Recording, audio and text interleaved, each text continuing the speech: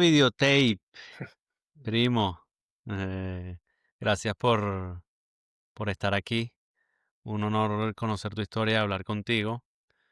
Y bueno, quiero que nos cuentes tu transformación personal desde, digamos, de ver la vida desde un lugar de pesimismo a ver la vida desde el optimismo, que yo pensaría un poco como ver la vida desde el miedo y ver la vida desde el amor. Pero bueno, ilumíname. Sí, bueno, no, gracias a ti por tenerme. Siempre igual es bueno hacer un ejercicio de revisar, bueno, lo que es la historia de nuestras vidas y bueno, eso siempre ayuda en el proceso de conseguir nuestro propósito, estar en paz con quienes somos. Yo creo que tú lo resumiste bastante bien.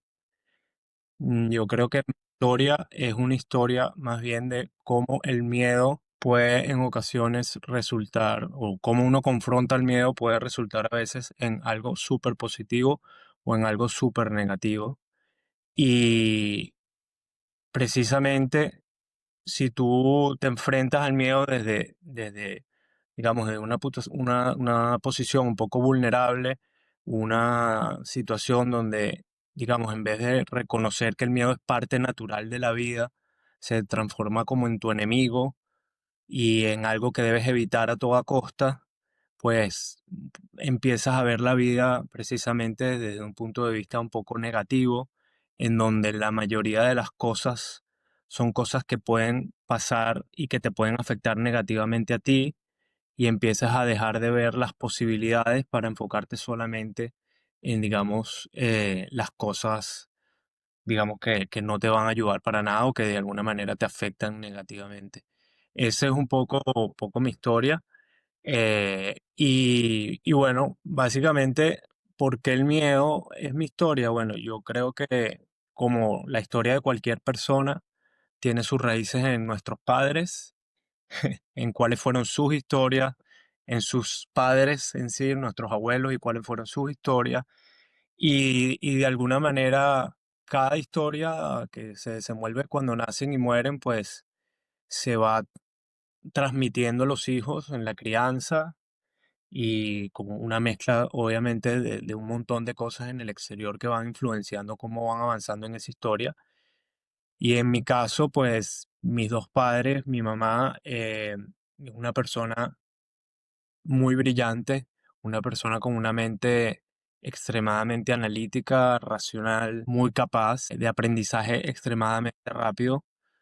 Em, pero bueno, sin duda alguna viene de una familia y una casa donde eran otros tiempos en Venezuela. Su padre era una persona huérfana, vino básicamente desde abajo, desde cero, en un pueblo de Caucagua, donde tuvo que trabajar desde llevando mensajes en el telégrafo hasta, digamos, limpiando casas para poder ayudar a su madre a sobrevivir. Y, y digamos que de alguna manera cuando su padre la tiene a ella y tiene a sus hermanos como hijos, es el clásico caso de la Venezuela de antier que llaman, donde es un padre súper, súper rough, mucha violencia, poca demostración de amor, todo enfocado en el trabajo y en la superación y en cómo se debe evitar a toda costa, digamos, no sufrir, no sufrir, no sufrir. Y yo creo que eso hizo que mi madre desarrollara como una capacidad eh, muy habitual de valorar, proteger, sobrevivir y avanzar en vez de estar presente en el momento y de hacerle caso a las emociones, que es, digamos, lo que va guiando al ser humano por detrás, ¿no? Entonces ella hace como mucho de cáscara, que es un clásico, y ya sabemos hoy en día, de bloquear los sentimientos. Y por otro lado, mi padre, una persona extremadamente sensible, vino más bien de una realidad totalmente diferente, de abundancia, pero donde los padres eran totalmente ausentes. Él se vio desde muy temprana edad, a los 10 años, expuesto a traumas relacionados con la salud.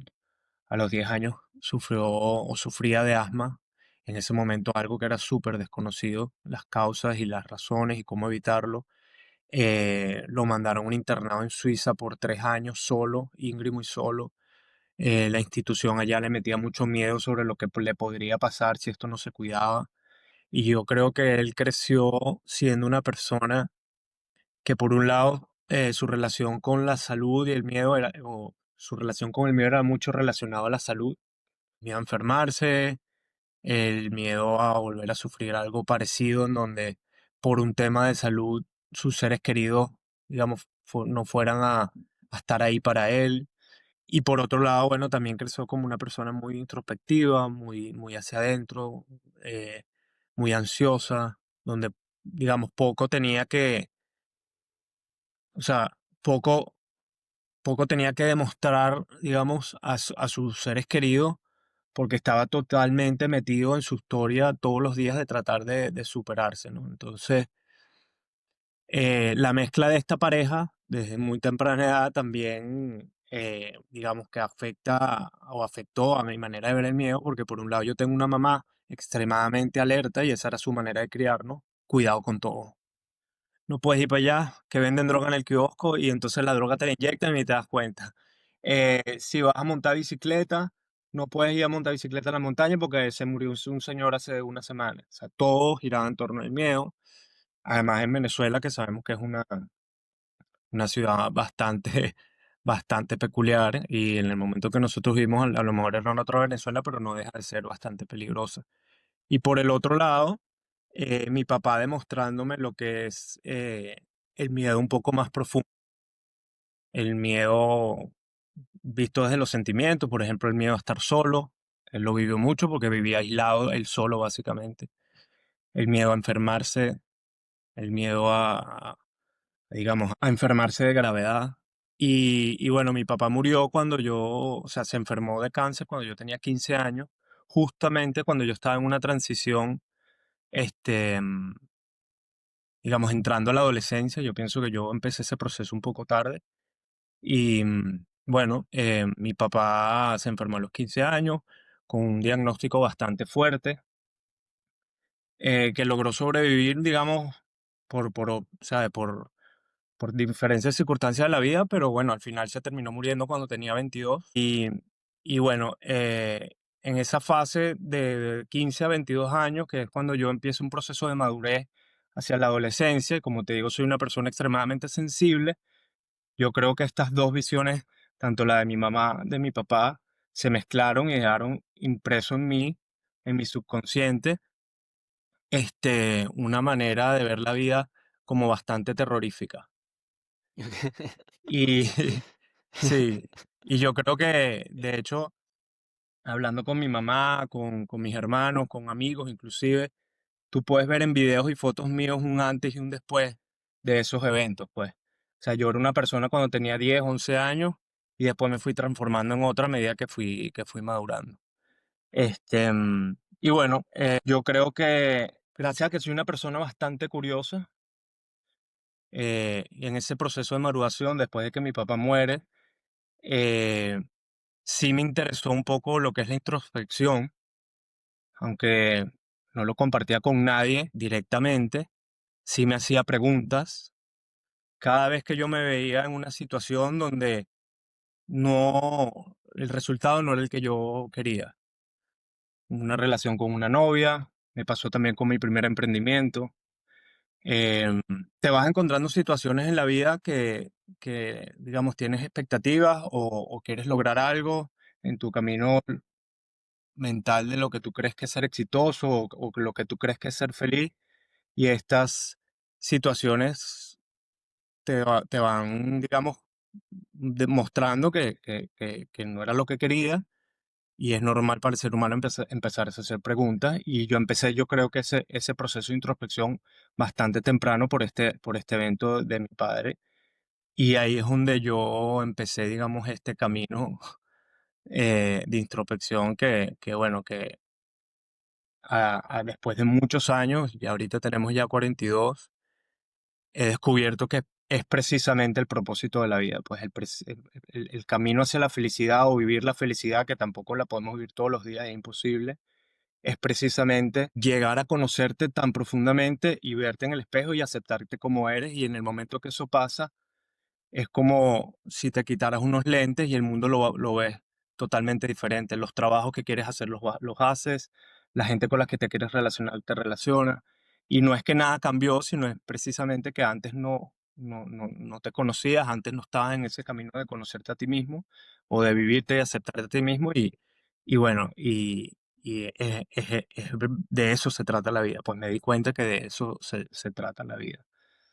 Pero bueno, yo tal vez eh, no he llegado hasta ese punto, yo sigo transitando y tal vez tú dices que tratar de, mi historia se trata de ver el mundo de manera negativa a manera positiva. Yo pienso que estoy en esa transición, más todavía no lo he logrado 100%, porque es una cebolla que va pelando en muchas capas, muchas cosas, y cada vez que hay una realización, te haces más preguntas y sigues indagando y bueno, en eso estamos. Sí, yo cuando digo eso, o sea, para mí también todo esto es un proceso lifelong de toda la vida. Este proceso de conocerte a ti mismo y amarte a ti mismo es un proceso de toda la vida. Lo que sí creo es que, bueno, conociéndote y por lo que estamos hablando, que ya tú estás un poco del otro lado, pues no estás viendo la vida desde el miedo, sino estás viendo la vida desde el amor. Y ver la vida desde el amor toca desde hoy hasta que nos moramos o lo que sea. Es un proceso de todos los días, de un trabajo de todos los días. Y, y tuviste como algún momento, no sé si fue con la muerte de tu padre o algún momento más cercano que tú un día te despertaste o pasó algo, te cayó la locha o te llegó una información donde tú, digamos, empezaste a caminar por el camino del amor. Sí, yo creo que en ese sentido mi historia es un poco tradicional, como te digo. Eventualmente el ser humano empieza a hacer esta introspección. Algunas personas lo comienzan desde muy temprana edad, otras personas más avanzado en edad, incluso hasta gente que lo empieza cuando ya está viejo, pues. Sobre todo estas generaciones de nuestros padres que ni siquiera están acostumbradas a hacer en ese trabajo.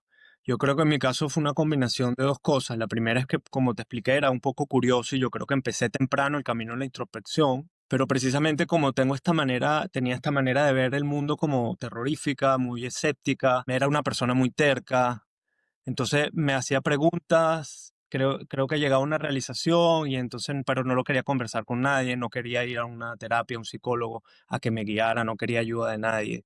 Y era un proceso como bastante tedioso que no me estaba llevando a ningún lado. Y típico, ¿no?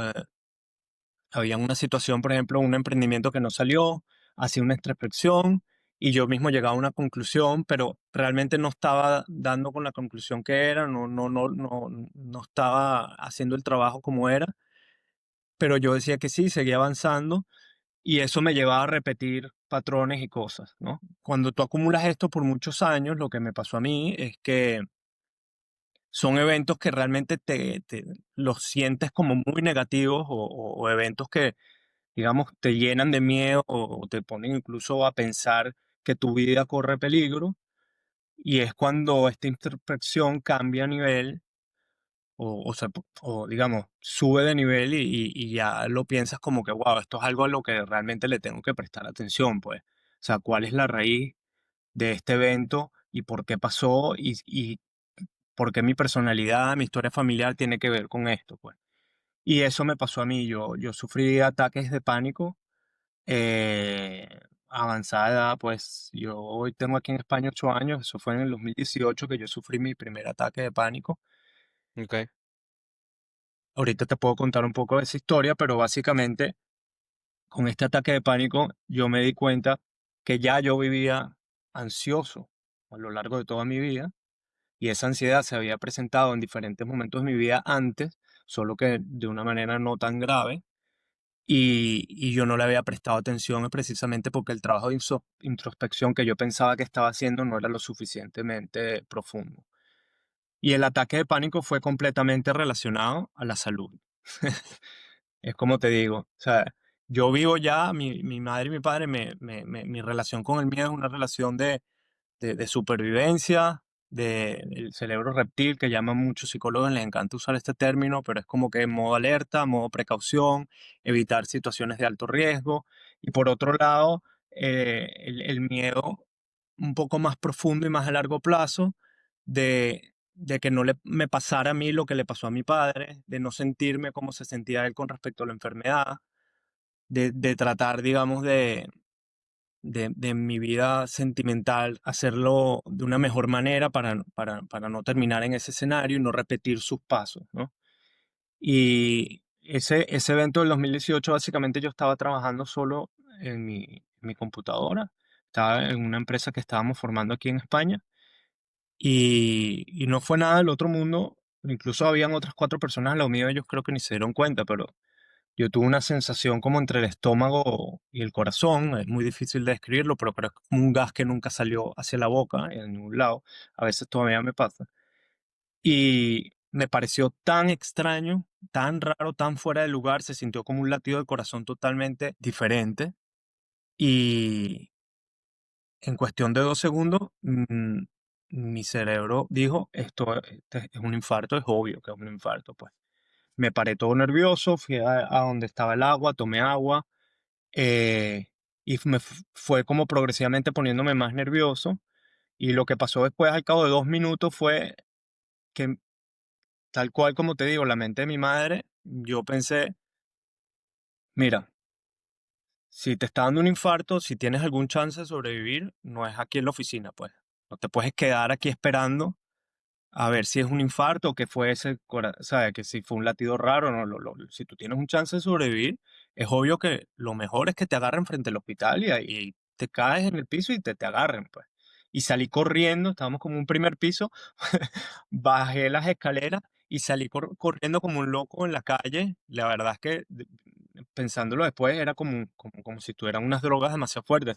Le preguntaba a todo el mundo dónde está el primer hospital y me guiaron y entré a un hospital lleno de gente en la emergencia. Le dije al tipo, me está pasando esto, o sea, es un infarto, necesito que me ayude.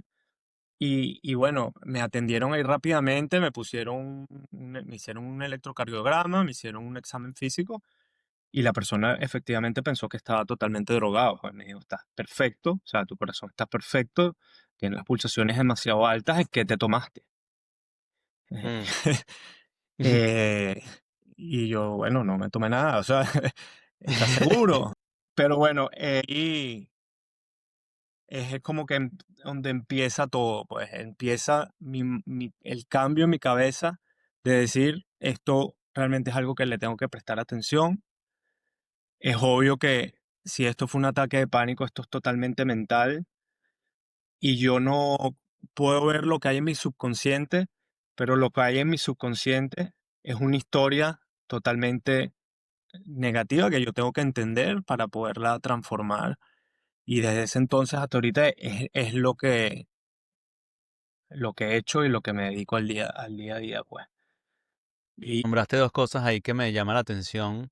Una es lo del ataque de pánico, porque a mí también me ha dado ataques de pánico y como me han dado a mí, como lo recuerdo, es que yo estaba con un pensamiento negativo en bucle, peor, peor, peor, peor, peor, peor, peor, hasta que me dio lo mismo que dices tú, que yo juraba que esto me daba un infarto, tuve un infarto, estoy seguro que me está dando un infarto, tuve que llamar a alguien a decirle que me estaba dando un infarto y bueno, al final te calmas y no es nada de infarto. Y también lo que decías con lo de los ataques de pánico o esa sensación que tú cuando te dio esta vez más fuerte, puedes ver en tu pasado que te había dado también eh, temas parecidos. Lo mismo me pasó a mí con, digamos, la depresión más grande que me dio a mí, que también de hecho fue en el 2018. Y después de eso, o sea, yo hasta ese momento no tenía la concepción de lo que era la depresión o lo que era la ansiedad.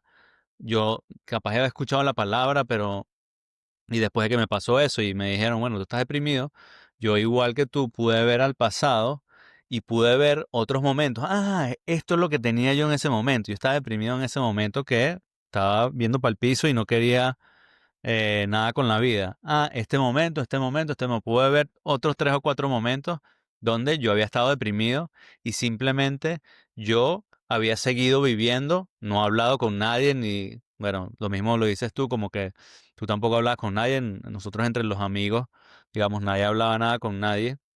Uno simplemente seguía viviendo y bueno, la vida se iba dando y por alguna razón se te pasaba la depresión. Sin embargo, siento como dices tú también que todas esas depresiones que yo tuve antes se quedaron acumuladas ahí porque nunca fueron resueltas, pues. Y luego, cuando me dio la depresión más grande, digo que serán 4 o 5 depresiones acumuladas que explotaron y obviamente tuve un terremoto, como lo llamo yo. Dicho esto, ¿cómo comenzaste ese camino, digamos, de ir hacia adentro después de este proceso? Qué fue lo primero que hiciste? ¿A quién llamaste? ¿Buscaste ayuda? ¿Cómo empezó eso? Sí, sí, bueno, un poco antes empezó también un cambio, pero ya a nivel subconsciente, digamos. Yo no me di cuenta sino hasta después del ataque de pánico. Pero había algo positivo que había ya cambiado antes. Y es que por alguna razón, en el 2013, yo conocí a mi actual esposa, Camila, y, y bueno, yo me enamoré de ella. O sea, tú estabas claro, tú cumplías años el primer día que yo le di a ella un beso, era un cumpleaños tuyo. Un Total. 31, sí, 31 de agosto.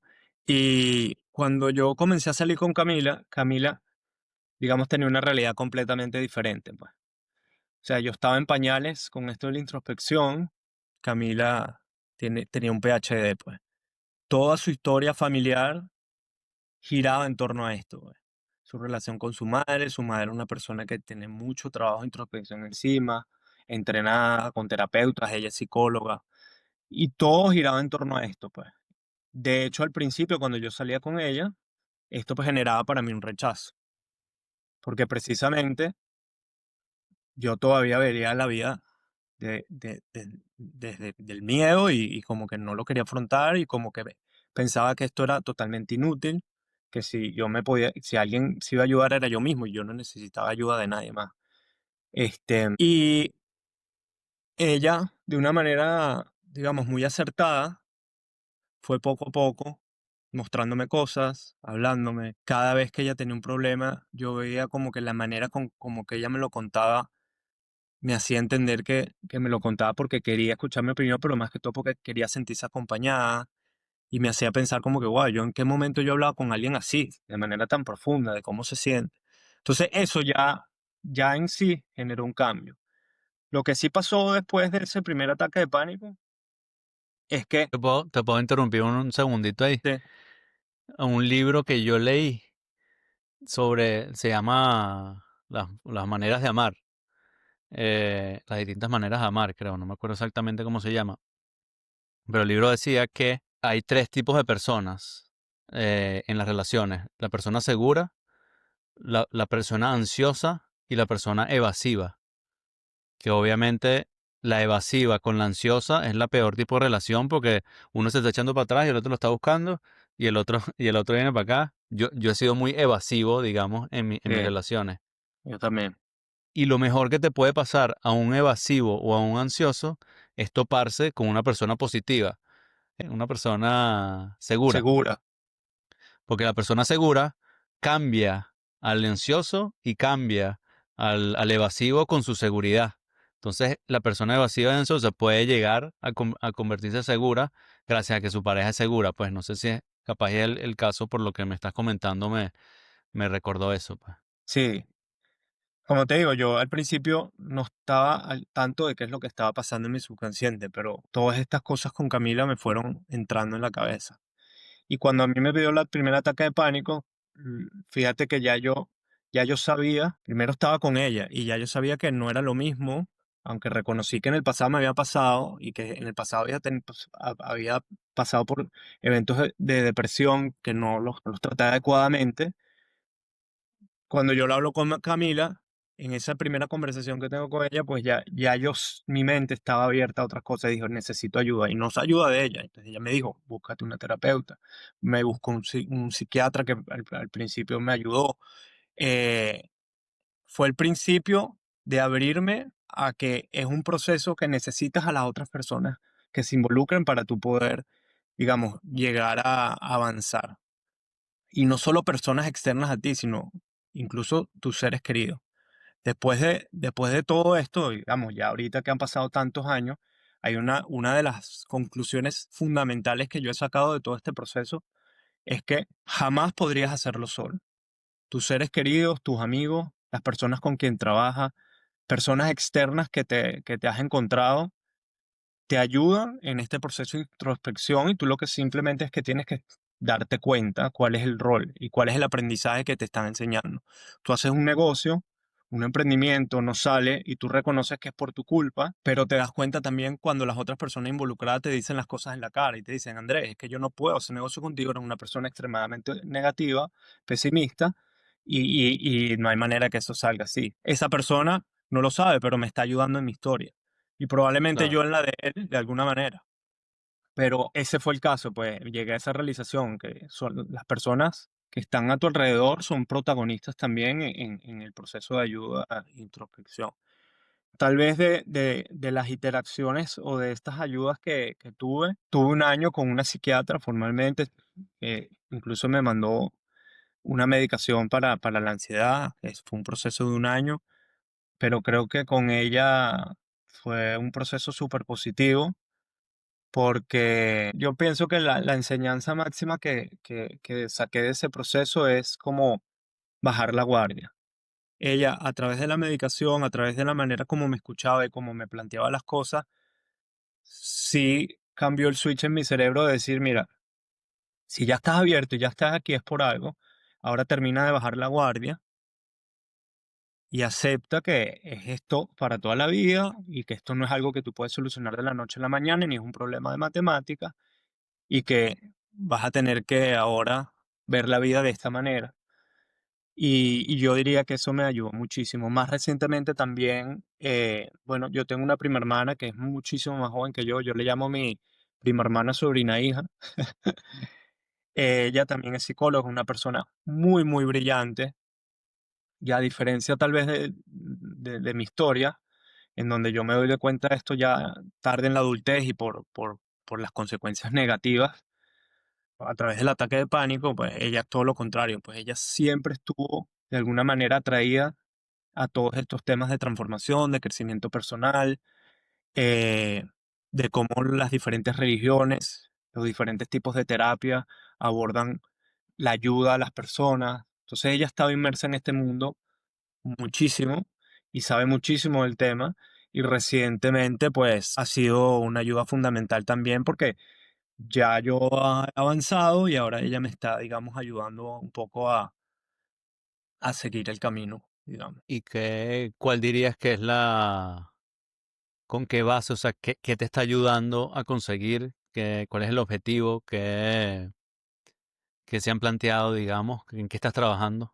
Sí, a ver, en esta primera fase, como te digo, de ayuda, que fue, a ver, yo siempre, cuando alguien me pregunta, lo repito, pues, o sea, si yo te cuento esta historia como te la estoy contando, es un clásico caso de lo más normal en una persona con mucha ansiedad y depresiones, eventos en su vida no tratados, pues se acumulan y se manifiestan.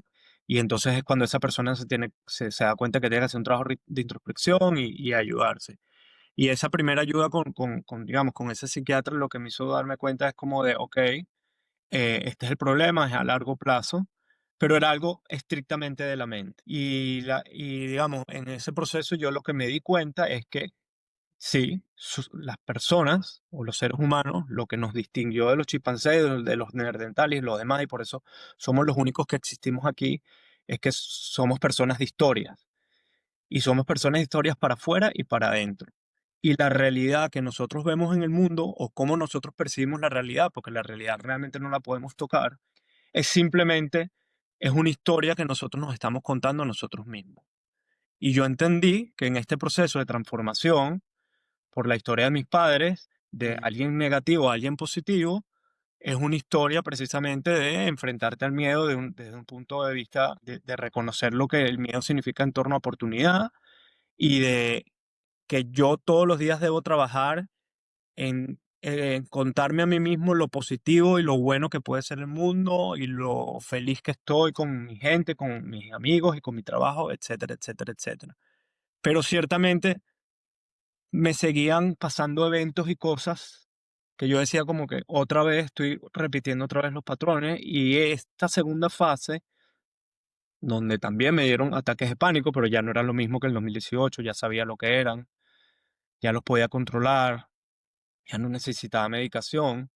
La prima mía me abrió la puerta a entender que la conexión mente-cuerpo es mucho más fuerte de lo que uno cree y que es tan fuerte que incluso desde el punto de vista estrictamente científico y médico, hay muchas enfermedades neurodegenerativas y de la mente que tienen sus raíces en la biología, por lo menos en una mala microbiota, por muchos años de acumulación.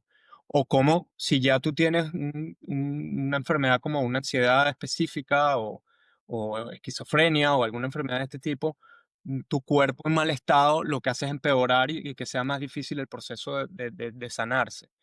Y cuando ella me presentó con esta posibilidad, que digamos, tú te vas dando cuenta de cosas, fue otra pieza en el rompecabezas clave, pues. Para mí es un proceso en el que estoy ahorita, digamos, muy, muy metido. Empezó un proceso de sanación de mi cuerpo extremadamente, yo digo, bastante radical, porque ciertamente a mi cuerpo no lo traté nada bien durante los primeros 35 años de mi vida. Otra cosa en la que ella me ha ayudado muchísimo, indirectamente, sin ella saberlo, es entender que esta historia que nosotros nos contamos a nosotros mismos y que es a través de la que nosotros percibimos la realidad y es lo que hace nuestra vida, yo no solo o sea, no basta con levantarme y verme en el espejo y decir, estás bien, estás sano, tu vida está chévere y que eso se me quede grabado en el subconsciente. Realmente no funciona así. Eh, Algo fundamental es que tu mente no esté todo el tiempo enfocada en el problema. Yo no puede ser que pase todos mis días pensando si hoy me va a dar un ataque de pánico o no, si estoy superando mi problema de la ansiedad, si estoy ya superando el problema de mi papá. Está bien que en eventos de estrés o cada vez que en la introspección te lleva una realización, estés mentalmente pensando en eso, pero en la medida que tú estés realmente presente en el mundo físico, concentrado 100% en una actividad que no es eso y que sea una actividad que te da a ti felicidad, eso el subconsciente cada vez lo va sanando solo. Y entonces, con esto lo que te quiero decir es que me mostró, Ana Cecilia me mostró lo importante que es tener un propósito en la vida y lo fundamental que es en este proceso de transformación, en el mío y en el de cualquier persona. Tener una razón por la que tú te pares todos los días y, digamos, actúes, todas tus acciones sean en pro de eso, va a hacer que tu mente esté enfocada en eso, te va a hacer que estés más presente en, digamos, en este mundo físico y lejos de, digamos, de ese proceso de introspección. Y es clave para lograr que yo me transforme, pues. Y bueno, en eso también estoy. Sí, Algunas personas tienen la suerte de conseguirlo muy rápido, otras personas se pasan toda la vida sin encontrarlo, pero como te digo, de eso se trata. y yo me he estado dando cuenta, o sea, que yo siempre tuve este propósito de inspirar a las personas a, a hacer su arte. Eso fue siempre mi propósito cuando yo empecé como artista. Y bueno, yo he pasado, digamos, por muchas etapas de mi arte. Y ahorita haciendo estas conversaciones que estoy haciendo sobre transformación o sobre crecimiento personal, me doy cuenta que sigue siendo el mismo propósito que tenía desde que tenía veintitantos años, que es ayudar a las personas a florecer, inspirar a las personas a florecer. Y una de esas cosas creo que es by que me cuenten su historia. O sea, el hecho de que la gente vea para atrás y se conozca a sí misma, le da la oportunidad de florecer. Y de esa manera, es una manera en que estoy inspirando. Antes inspiraba o sigo inspirando, pintando y haciendo lo que me gusta a mí hacer para que las otras personas se inspiren y digan, oye, yo también quiero hacer lo que me gusta hacer, pero estoy viendo que estoy desarrollando otra manera de inspirar, que es buscando que las personas hagan introspección y vean su vida para crecer. Yo cuando estaba en una de los retiros de silencio vipassana que hice, dice que los budas lo que hacen todo el día son dos cosas. En las horas de la mañana lo que hacen es hacer introspección, meditar para conocerse a sí mismo, y en la tarde lo que hacen es servir a los demás. Entonces, es como una, digamos, metáfora de la vida de que tú lo que tienes que es conocerte para amarte a ti, para luego poder dar ese amor, pues. Y bueno, en ese proceso de amor propio, que creo que es el que estás atravesando tú y ando yo también, que es de aquí a que nos moramos, creo que he reafirmado ese propósito mío de vida, que me tiene tan alineado y tan conectado con la vida, que es inspirar a las personas a florecer, digamos, desde el amor propio, porque siento que cuando tú estás desde el amor propio, todo lo que tú haces es arte. Em, entonces, Y desde ahí, si tú fíjate, estás ahí, vas a hacer lo que tú viniste a hacer de alguna manera. completamente, y fíjate que es como que todo se conecta. Incluso tu cuerpo me imagino que ha cambiado, pues ahora tienes más ganas de hacer ejercicio, tienes más ganas de estar saludable porque dices, tengo que aprovechar al máximo el tiempo que tengo en esta tierra para cumplir mi propósito y eso te hace más feliz y estás todo el día en ese proceso de realimentación, pero de una manera positiva, pues de alguna manera en donde tú te encuentras. Y ahí yo pienso que incluso tú que eres artista, que esto también ha cambiado mi manera de pensar mucho, esta manera de ver la vida, es que estando como te sientes tú ahorita es cuando vas a ser más creativo realmente. ¿Me explico? Y más creativo no desde el punto de vista tal vez tradicional como las demás personas te pueden juzgar como que, wow, Luigi hizo un cuadro demasiado loco, qué creativo, no. A lo mejor el cuadro que tú vas a pintar es simplemente un punto rojo, pero realmente tú ves el punto rojo y te saca una sonrisa porque tú sabes que es la expresión más pura de tu ser. Y esa es una de las cosas que por lo menos yo he cambiado mucho mi opinión. Y es que este proceso te lleva a juzgar mucho menos a las personas, no más. Yo juzgo a las personas todos los días. A veces peco de más, pero yo cuando hago este ejercicio de pensarlo, sé que este camino te debería llevar a juzgar menos a las personas. Porque cada uno está en este proceso que el que yo te acabo de escribir, cada uno tiene su historia, y cada uno está en ese proceso, y cada uno está en ese proceso de descubrimiento personal, y son historias diferentes, y ni es ni buena ni mala. Y a veces hay mucho sufrimiento detrás de esas historias. Así como a mí me parece que lo mío es un sufrimiento, imagínate lo que puede ser el tuyo o el de cualquier otra persona.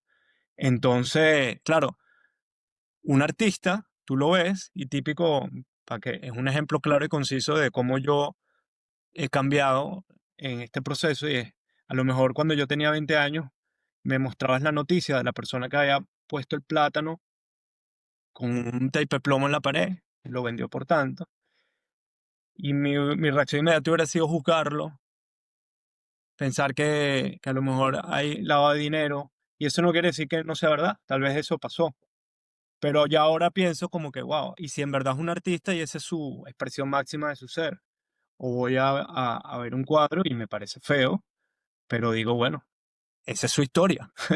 Al final a quien le tiene que gustar el cuadro es a él. A mí no, si a mí no me gusta, no lo veo. Claro, Si el cambur con el tape me parece absurdo, pues no me pregunto que esa historia no me parece interesante, me sigo, pero no debo juzgar, porque quién sabe qué hay detrás de eso. Y, y, y el arte físico de pintar un cuadro, una escultura, hacer un video, una película, es como la definición tradicional, pero yo cuando también me refiero a arte, me refiero a que la ocupación de todos los días de estas personas, el propósito que siguen en su vida es levantarse todos los días a hacer qué. Hay gente que hace diferentes cosas y a lo mejor hay gente que es psicóloga y a los 20 años yo lo juzgaba, decía, qué profesión tan estúpida, ¿sabes? Si te vas a ayudar, te ayudas tú mismo, no necesitas a alguien tercero. Ahora no, ahora es como que, wow, ella será psicóloga por algo. Y sí, así con lo demás. para mí un médico que cura a las personas desde el amor propio es un artista. Un periodista que cubre las noticias con amor es un artista. O sea, lo que tú hagas que te que hagas desde el amor, que hagas desde el amor propio, ese es tu arte. El que yo hago es como más, el más evidente y lo que la gente denomina como arte, pero para mí el arte es crear desde el amor propio lo que sea que tú estés creando. Exacto. Exacto. Si es una actividad o es algo que realmente representa exactamente como eres y de alguna manera está cumpliendo tu propósito en esta vida, es un arte, pues, porque es tu expresión máxima y está bien. ¿Y qué técnicas has manejado, digamos, en este proceso de crecimiento? ¿Cuál técnica estás manejando ahorita? Bueno, he probado de todo, de desesperación, básicamente. Como te digo, principios muy, de una manera, eh, con mucho rechazo y con mucho pensarlo y con mucho pidiendo consejos a Camilo y lo demás, acepté la medicación. Porque precisamente mi historia con la salud y el miedo a enfermarme y lo que vivió mi papá me ha llevado a, por ejemplo, no consumir medicinas, porque le tengo miedo. Y entonces, ¿qué pasa si soy alérgico? ¿Qué pasa si me hace algo a largo plazo? O sea, algo muy, muy metido en mi cabeza. Entonces, yo no quería probar medicamentos, pero el medicamento me ayudó. La terapia tradicional me ayudó en su momento. Después, cuando entendí lo de la conexión mente-cuerpo, ciertamente la meditación me ayudó muchísimo y aquí no sé si es lo que hace todo el mundo o no, pero yo no hice una investigación de la meditación, pues. Yo escuchaba gente hablando de que había meditado y en mi cabeza simplemente es bueno, es cerrar los ojos y respirar y ver qué pasa. Y así lo hice y así lo sigo haciendo. Es no hacer nada, pues. Después empecé a ver gente que decía, no, es que es eso, es no hacer nada.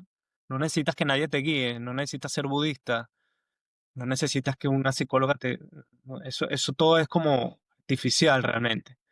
El arte de meditar es sentarte y escuchar tu cuerpo y no hacer nada. Y que pensamientos van y vienen. Eso me ayudó muchísimo y lo hice así, sin ningún tipo de método ni nada. Recientemente, una de tal vez de las terapias diferentes que he tratado fue la de Internal Family Systems. Hice una sesión de prueba. No sé si conoces a Tino y a Roger, mi primo. Eh, Sí, tengo 2 años sí, trabajando con ellos.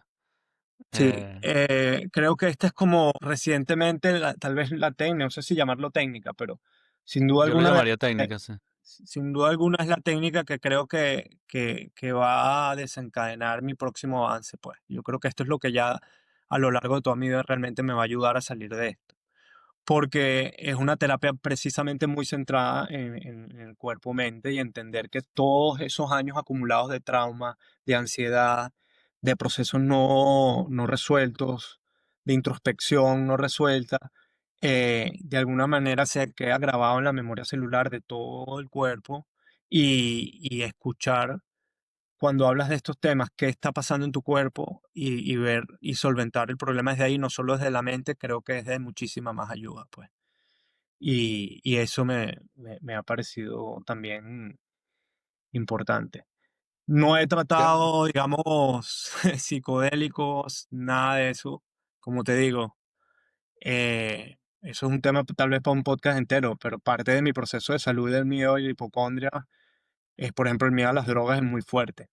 Y yo, que soy muy curioso, de hace muchos años vi que esto estaba ayudando a personas, pero no me atreví a hacerlo porque me da pánico y me sigue dando pánico. Así que, eh, yo, pero bueno, bueno, yo sí las he tal hecho vez y tal vez la técnica que realmente más me ha funcionado y que yo creo que es vital es el ejercicio. Concibo que las personas estando, digamos, como tú, que ahorita están en un buen lugar, tienen su propósito de vida bien claro, han pasado por un proceso de transformación que está, ya, digamos, muy avanzado, o alguien que está completamente hundido en un hueco, en ninguno de los dos casos, sin el ejercicio no creo que se avanza, pues. Creo que el que está bien, sin ejercicio y comer bien, o tratar su cuerpo bien, vuelve a caer, y el del hueco imposible que avance. Y eso ya lo tengo muy, muy, muy claro. Yo he hecho ejercicio toda mi vida, intermitentemente, en unos momentos muy, muy intensamente, en otros no tanto, pero cada vez que lo hago me doy cuenta de lo vital que es para el proceso.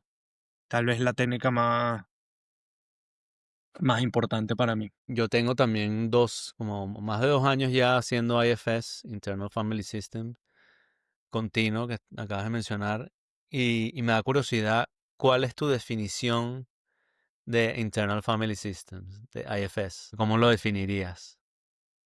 Es difícil, tampoco me atrevería a decir mucho porque no es que tengo 20 sesiones y eh, sí fue una sesión bastante, yo creo que bastante densa y yo estuve muy, muy presente y absorbí toda la información de buena manera, pero yo lo definiría como entender que la mente no es algo tan estructurado como tal vez las otras terapias lo intentan mostrar.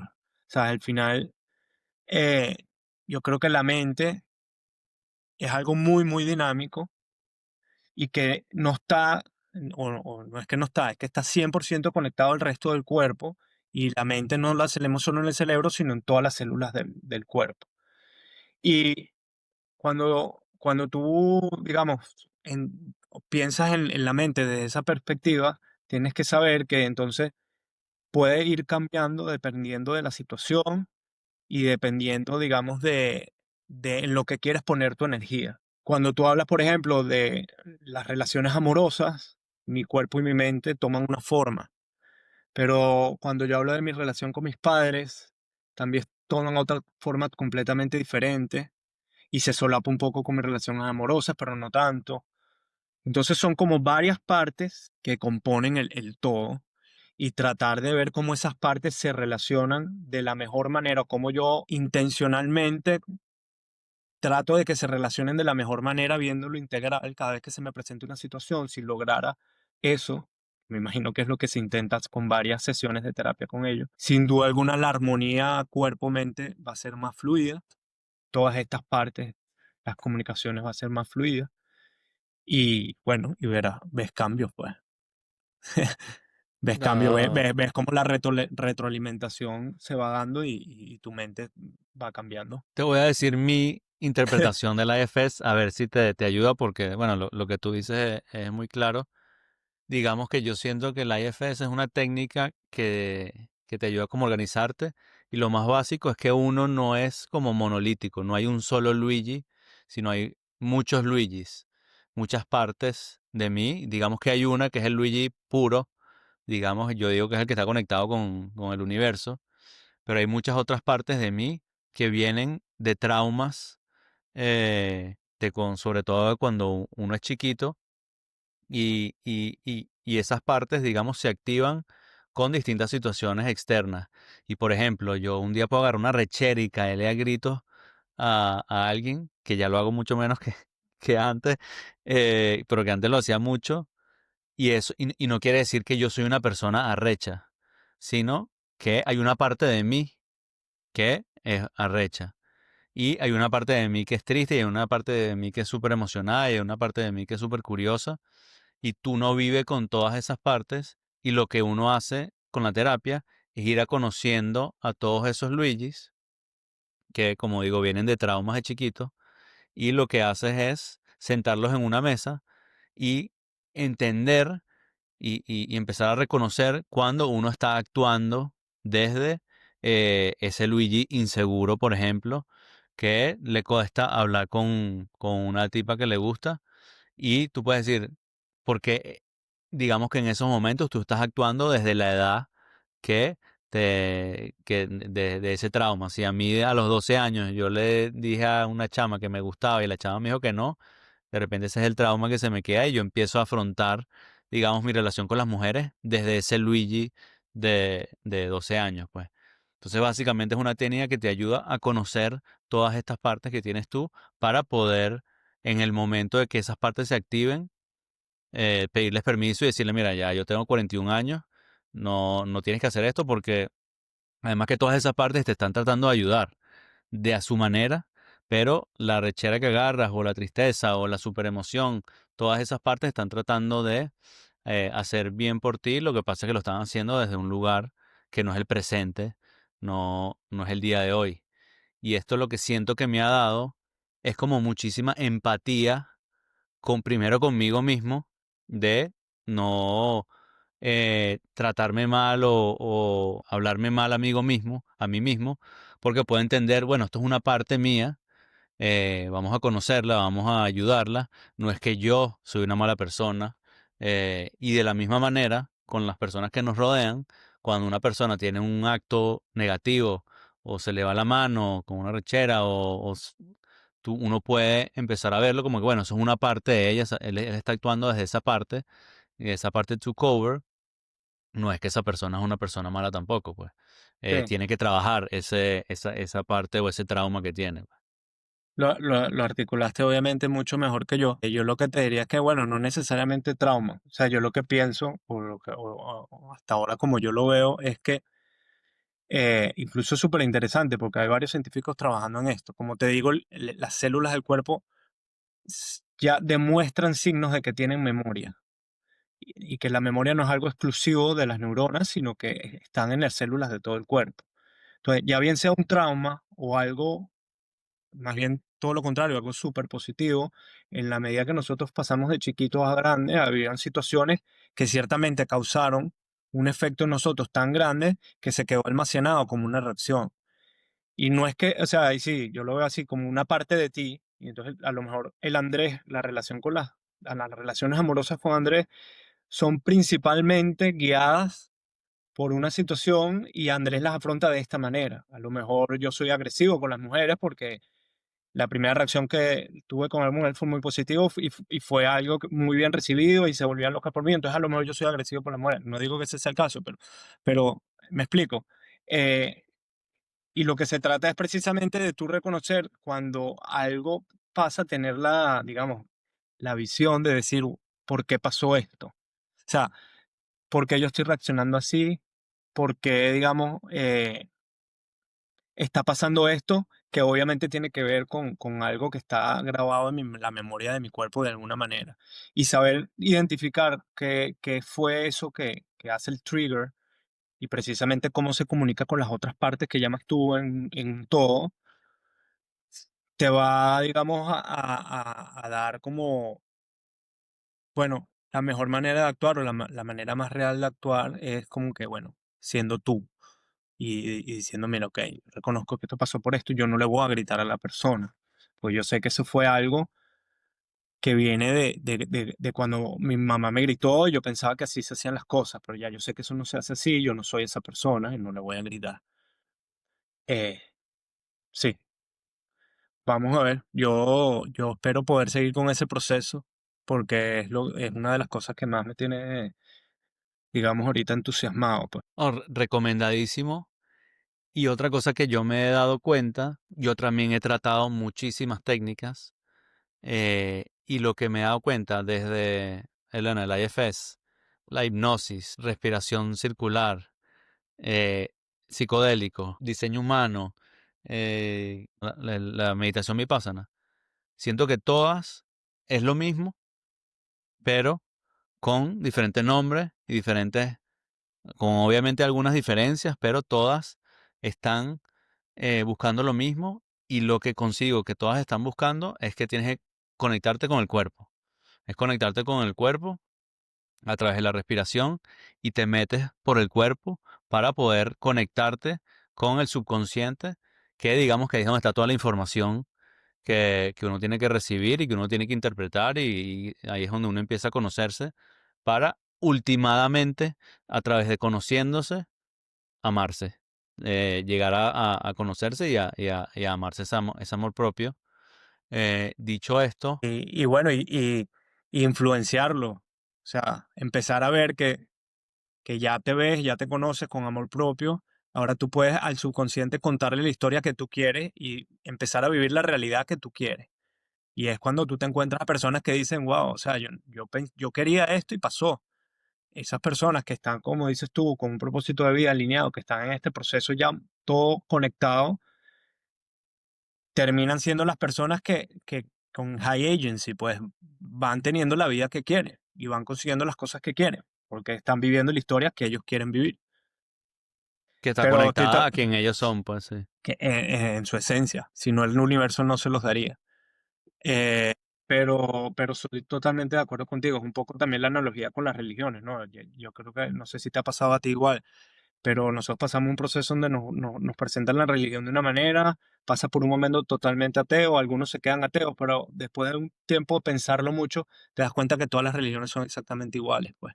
Todas buscan lo mismo, simplemente que usan lenguajes diferentes y el que te resuene es el que tú usas o el que estás acostumbrado. Y lo mismo con todas estas técnicas, pues. Habrá gente que solo con hipnosis, habrá gente que con mezcla de cosas y cada quien va encontrando su camino. O sea, de acuerdo, exactamente pienso lo mismo en las religiones y hasta he pensado que ahorita estas técnicas, que son técnicas de autoconocimiento, eso es como la nueva religión. O sea, como También. todas estas técnicas de IFS, todo esto que yo mencioné, a mí me parece eso las nuevas religiones y lo que va, lo que va a ser el futuro de las religiones. Sí, por Y ejemplo, a mí me ha pasado, no me ha pasado siempre, pero que es rezar si no es una meditación.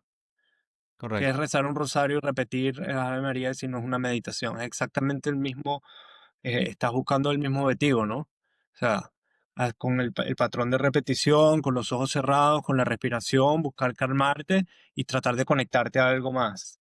correcto. Exactamente es. Y dicho, buscando el amor propio, ¿cómo definirías tú amor propio? Mm.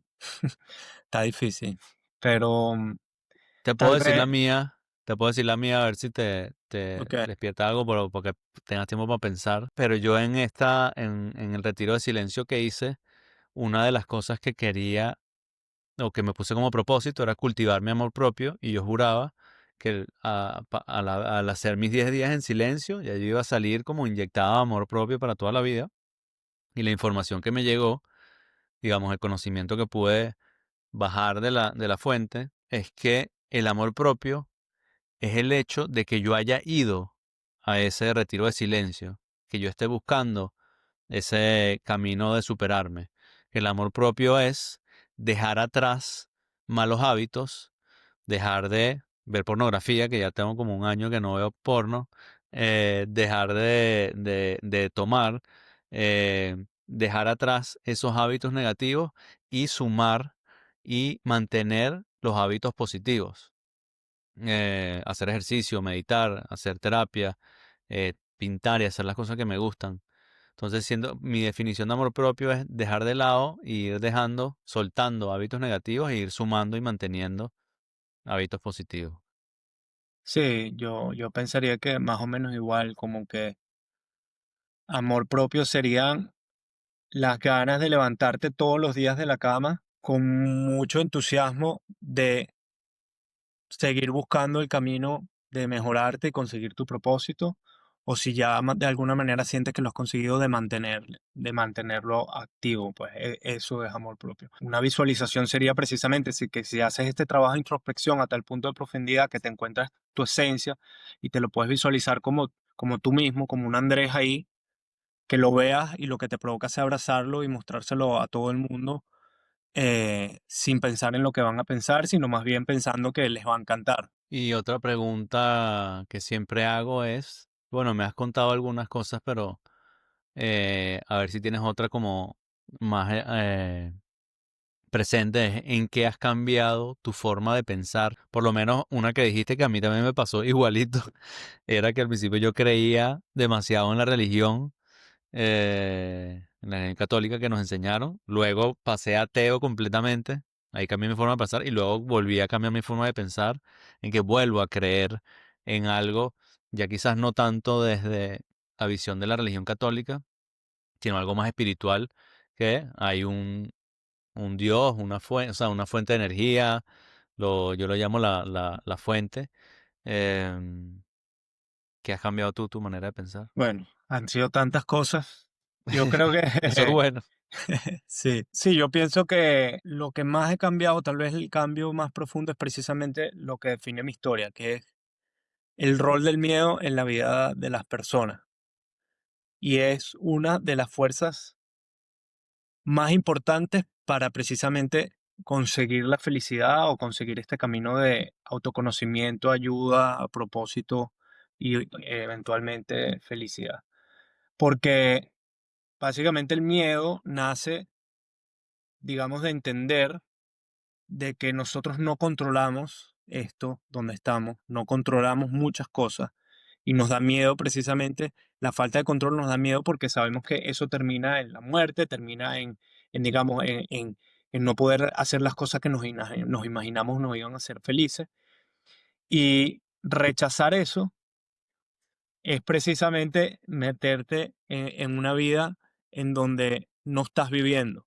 Te sientes a salvo, pero estás dejando que la vida te pase por enfrente, cuando debe ser lo contrario. Tienes que precisamente ver el miedo y abrazarlo y de entender que la vida es precisamente el riesgo y que todos estamos aquí porque nos vamos a morir y que precisamente de eso se trata, pues, de conseguir tu propósito lo más rápido posible y, digamos, todos los días seguirlo consiguiendo porque no sabemos cuándo se va a acabar. Y eso es lo que realmente te va a dar paz y tranquilidad.